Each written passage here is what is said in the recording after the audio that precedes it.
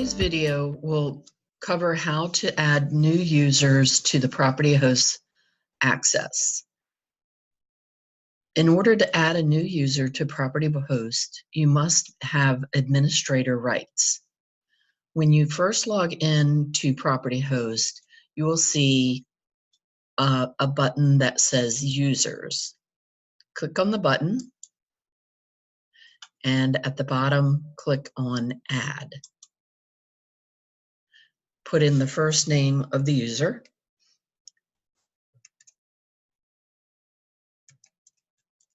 and the last name. Email address should be added.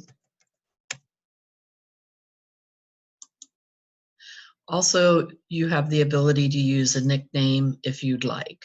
This is also where you would add whether or not the user is an administrator. An administrator just means that they would be allowed to set up other users.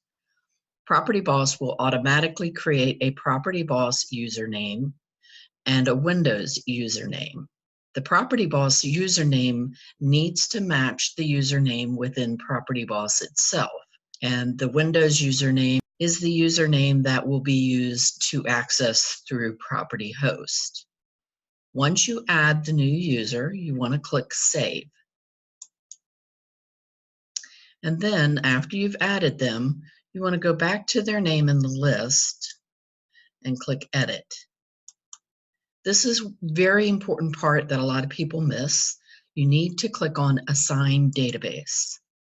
This is where you can tell it which database this user will be allowed to use. If you don't select a database, even though you've created them as a user, they will not see a database when they log in. This way you can restrict them to which database they have access to. This just means that when they log in, it will automatically default into that database. Click X to just close this window. PropertyBoss will automatically save your settings. And then you can also send a welcome email. A welcome email will send them an email just giving them instructions how to log in for the first time. It will give them their URL, the address to log in, their username, and it will allow them to assign a password. If you want to set a password up for them for the first time, you can click on Set Password, and it will require them to re-enter or create their own password the first time they log in. And then you click Save, and that will save the settings. That's just the first part of the login. So the other part of creating a new user is within the database itself. So even though they can now access through PropertyHost, you still need to set them up as a user within the database itself. So that is done under Setup Preferences. And here you would go to Security Settings, Create Users, and Assign Security Permissions. So in this window, again, you need to create the user. The username needs to match exactly the username that you created in PropertyHost. So in this case, you would put in the first initial, last name, and the name of the user. Now it matches on the user ID. It can also match on the email. So whatever email you put into PropertyHost when you set them up is also the username and email that you should put here.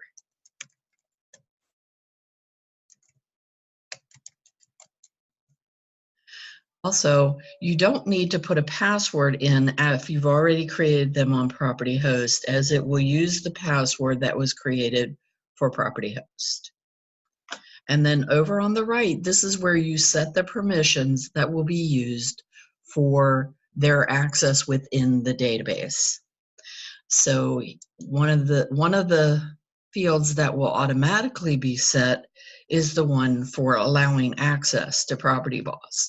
But you must go through each tab and assign the securities for the user, whether they can update system setup and information. Those tabs will be covered in more depth on a separate email about setting up users within PropertyBoss. Thank you.